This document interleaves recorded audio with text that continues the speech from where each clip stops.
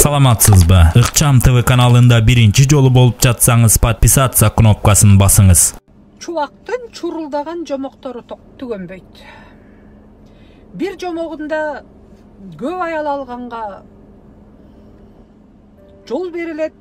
Мына мен экинчи аял алдым жакында. Эркек болсоң мени туурап, силер дагы экинчи, үчүнчү, төртүнчү катын кылып ала бергиле деп жаш жигиттерге мээсине жарма кайнатып жатат. Бир ошо жомогунда мен угуп калдым. Мисалга келтирип, Айшаны айтып жатат. Айшаны энебиз деп кетет. Кызыктуу, таң калыштуу болуп жатат. Анда энебиздин эри кыргыздын атасы болобу? Араб Мухаммед атабыз болуп калабы ошондо кыргыздарга?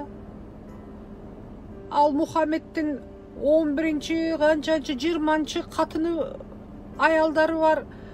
Жалаң 500төн ашык канча наложник дагы катындары бар. Башкалардан тартып алган. Алар эмне ошолордун баардыгы кыргыз элге энелери болобу? А жанагы Абу Бакыр Ас-Сыдык деген эмне? Таятабыз болуп калабы ошондо кыргыздарга?